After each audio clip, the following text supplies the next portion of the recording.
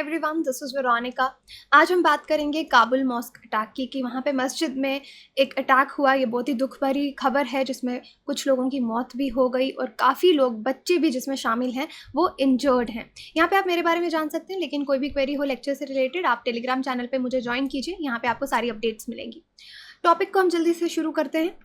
Huge explosions, बहुत सारे एक बैक टू बैक ब्लास्ट हमको काबुल में, अफगानिस्तान में देखने को मिल रहे हैं। और रीसेंट अगर कल की बात करें तो काबुल की एक मस्जिद में जब शाम को लोग नमाज़ पढ़ने के लिए वहाँ पे आए, वहाँ पे एक अटैक हुआ जिसमें एटलीस्ट कहा जा रहा है, अलग अलग न्यूज़पेपर्स अलग अलग रिपोर्ट कर रहे हैं, 10 to 20 लोगों की जान चली गई है और काफ़ी लोग इंजर्ड हैं जिसमें बच्चे भी हैं।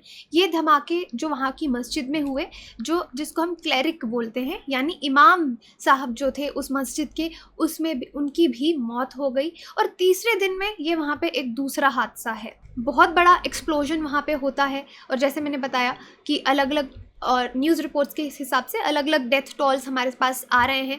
जो उनके ऑफिशियल्स हैं वो एग्जैक्टली नंबर बताने के लिए अभी रेडी नहीं है। अभी इतनी जल्दी इस अटैक की किसी ने रिस्पॉन्सिबिलिटी भी नहीं ली है, बट यूजुअली होता है कहीं पे अटैक होता है कोई ना कोई टेररिस्ट ग्रुप उसकी रिस्पॉन्सिबिलिटी लेता है, लेकिन अभी तक किसी ने काबुल के इस अटैक की रिस्पॉन्सिबिलिटी नहीं ली है। लेकिन जब से हम देख रहे हैं कि अफगानिस्तान में तालिबान रूल कर रहा है, बहुत ज़्यादा अटैक्स हो रहे हैं, तो आपके मन में सवाल आएगा, क्योंकि इंडिया का जो तालिबान पे स्टैंड है वो एक डिफरेंट स्टैंड है। जैसे रिसेंटली हमारी नाटो से हमको पता चला कि इंडिया की बातचीत हो रही है, तो हमको इंडिया और नाटो में एक डिफरेंस पता चला कि नाटो तालिबान को भी, जो अभी रूल कर रहे हैं अफगानिस्तान पे, जिनकी इंटरिम गवर्नमेंट है, उनको वो एक पॉलिटिकल एंटाइटी मानते हैं तालिबान को, लेकिन इंडिया तालिबान को एक पॉलिटिकल एंटाइटी नहीं मानता है। लेकिन ये कौन है जो तालिबान के दुश्मन है जो अफगानिस्तान पे अटैक कर रहे हैं?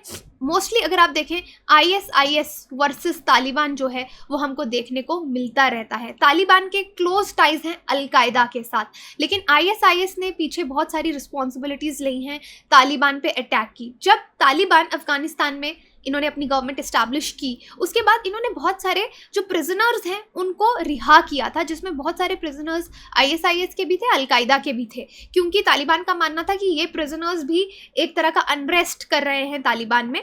तो इस तरह का कहीं अभी तक तो किसी ने रिस्पॉन्सिबिलिटी क्लेम नहीं की है, लेकिन पीछे बहुत सारे अटैक्स का रिस्पॉन्सिबिलिटी आईएस जो ग्रुप है उसने लिया था। इस्लामिक स्टेट ग्रुप के लोकल एफिलिएट जो हैं उन्होंने काफ़ी अटैक्स यहाँ पे किए थे, जो हमने देखा है।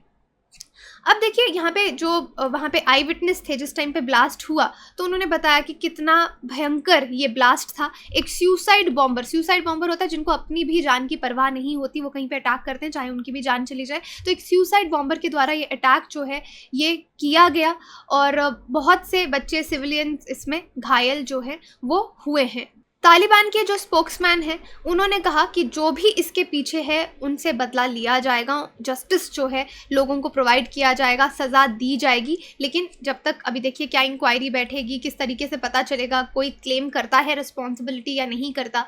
अभी सेपरेटली एक अलग इंसिडेंट में आप देखेंगे कि तालिबान ने कन्फर्म किया था कि उन्होंने मेहदी मुजाहिद को कैप्चर किया, उनको पकड़ा और उनको मारा वेस्टर्न हेरात प्रोविंस में। अब आप सोचेंगे मेहदी मुजाहिद कौन है?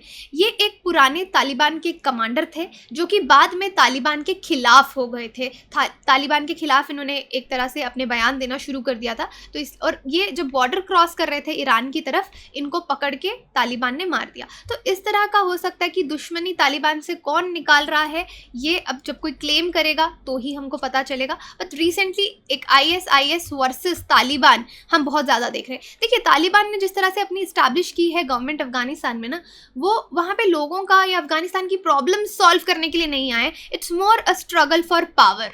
और तालिबान ने कई बार अपने बयानों में कहा है कि आईएसआईएस जो है एक फॉल्स सेक्ट है।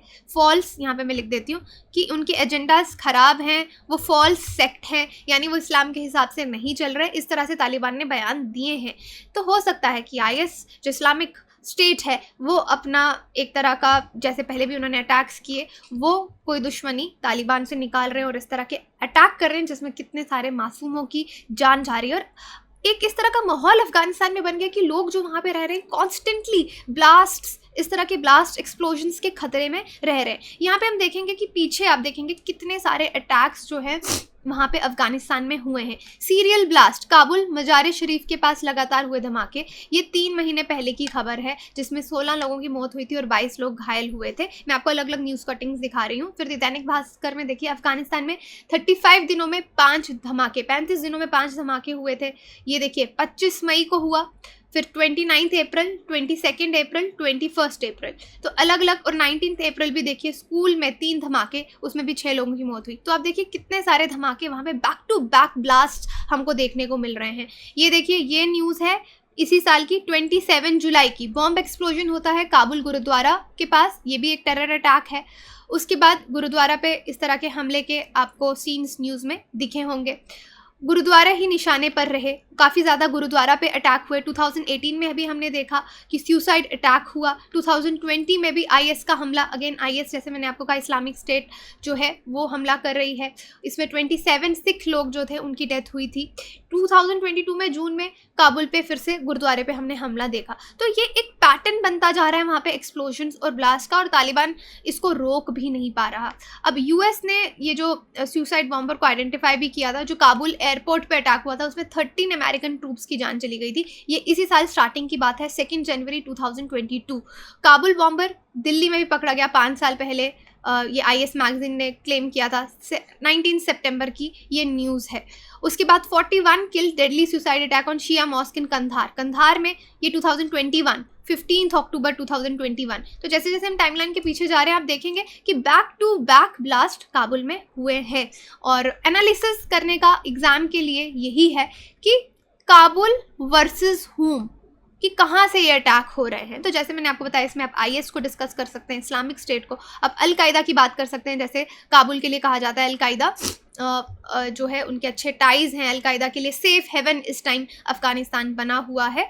सो ये मस्जिद है जहाँ पे अभी अटैक हुआ।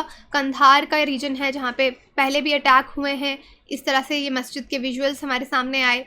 ये 8 अक्टूबर 2021 की है। यहाँ पे भी मॉस्क, अब देखिए मस्जिद में भी कितने सारे अटैक हो रहे हैं, क्योंकि मस्जिद में उनको पता है एक साथ काफ़ी लोग इकट्ठे होंगे, बहुत सारे लोगों की जान जाएगी, तो मैक्सिमम नुकसान करने के लिए इस तरह की रिलीजियस जगह पे अटैक किया जाता है। एयरपोर्ट पे अटैक हुआ, यहाँ पे 95 अफगान्स की डेथ हुई थी, जिसमें 13 यूएस ट्रूप्स थे, जो मैंने आपको पहले बताया। ये इंटरनेशनल एयरपोर्ट के पास ब्लास्ट की स्लाइड थी। यहाँ पे इमरजेंसी हॉस्पिटल आपको नज़र आ रहा है। So this is it. तो आई होप ये एक करंट अफेयर भी है जो आपको समझ में आएगा कि काबुल में अटैक हो रहे हैं। तो यहाँ पे अफगानिस्तान की जब हम बात करते हैं इंटरनेशनल रिलेशंस में, तो आपको मालूम होना चाहिए कि किस तरह की स्थिति अफगानिस्तान में अभी बनी पड़ी है, किस तरह से बैक टू बैक वहाँ पे ब्लास्ट हो रहे हैं। बहुत बार आईएस ने रिस्पॉन्सिबिलिटी ली है, लेकिन अभी तक रिस्पॉन्सिबिलिटी नहीं ली, तो क्या हो सकता है, इस तरह से आप इसको एनालाइज कर सकते हैं। बाकी अगर आप यूपीएससी की तैयारी कर रहे हैं तो आप अपनी तैयारी हमारे साथ बिल्कुल आसान बना सकते हैं, इंडिया के लार्जेस्ट प्लेटफॉर्म अनअकैडमी के साथ, क्योंकि यहाँ पे जो फीचर्स आपको मिलते हैं वो कहीं नहीं मिलते। और सबसे अच्छा प्रिपरेशन के लिए देखिए अनअकैडमी कॉम्बैट, अगर आप देखेंगे वो होता रहता है, एक तरह से गेमिफाइड टेस्ट टूल है। 50 क्वेश्चंस आपको मिलेंगे, 60 मिनट्स मिलेंगे। 21 अगस्त को ये है 11 PM। So do enrol your self. आप वीरो यूपीएससी कोड यहाँ पे यूज़ कर सकते हैं। और एग्जाम जब तक आप मॉक्स नहीं देंगे आपको पता नहीं चलेगा कि आपकी तैयारी कहाँ तक पहुँची है। अनअकैडमी प्रयास भी इस तरह से मेंस के लिए एक ऑफलाइन हमारा इनिशिएटिव है, जो कि आप हमारे सेंटर्स दिल्ली, जयपुर, लखनऊ में अनअकैडमी सेंटर्स में जाके एग्जाम दे सकते हैं। 22 अगस्त से 25 तक इसकी डेट है। और मॉडल आंसर्स टॉपर्स के आपके साथ शेयर किए जाएंगे, और बहुत जल्दी प्राइजेस भी हाइक होने वाले हैं। उससे पहले आप ज़रूर सब्सक्रिप्शन ले लीजिए, और आप यहाँ पे मेरा कोड अगर सब्सक्रिप्शन लेते हैं, अगर सब्सक्रिप्शन से रिलेटेड आपकी कोई भी दुविधा है, प्रॉब्लम है, आप मुझे टेलीग्राम पे कांटेक्ट कीजिए। आपकी प्रॉब्लम आपको गाइड किया जाएगा। और बाकी इस नंबर पे डिटेल पे आप कॉल करके इन्फॉर्मेशन ले सकते हैं। EMI भी अवेलेबल है अगर आप एक साथ पेमेंट नहीं कर सकते। डिफरेंट कोर्सेज जो आपको सूट करे आप ले सकते हैं, जैसे प्लस कोर्स है, आइकॉनिक कोर्स है। स्पेशल कोर्सेज में आपको मेंटोर भी मिलेगा जो आपको बताएगा कि आपको किस तरीके से पढ़ना है। जितने भी महीने का आप ले सकते हैं, 2 महीने से ज़्यादा का लेते हैं और रिजल्ट आने पे आप अपनी रिजल्ट से खुश नहीं होते, तो नेक्स्ट ईयर का सब्सक्रिप्शन आपका अनअकैडमी पे रहेगा। Again you can use the code यहाँ पे VIRO UPSC VIRO UPSC to get maximum discount. और फिर वो मेरा रिस्पॉन्सिबिलिटी रहेगा कि आपको कोई प्रॉब्लम को इसके साथ ना आए। और अनअकैडमी को चुनने के लिए आपके पास बहुत से रीज़न है, और मुझे जो बेस्ट रीज़न लगता है कि आप किसी भी टीचर से पढ़ सकते हैं जो आपका फेवरेट हो। अदरवाइज़ आप बाकी इंस्टीट्यूट्स में अगर एडमिशन लेते हैं, वहाँ पे एक टीचर है, अगर आपको वो पसंद नहीं आ रहा, you can not do anything about it when you have given the money. But यहाँ पे यू हैव वाइड चॉइस, आप टीचर चेंज कर सकते हैं, दूसरा टीचर देख सकते हैं। ऑल दो सभी टीचर्स बेस्ट हैं, बेस्ट एजुकेटर्स के द्वारा यूपीएससी कोर्स पढ़ाया जाता है, नोट्स आपको मिलते हैं, बैचेस अलग अलग चलते हैं। जो बैच आपको सूट करे आप उस बैच में एडमिशन लीजिए। ऑप्शनल्स की तैयारी भी आप हमारे साथ शुरू कर सकते हैं।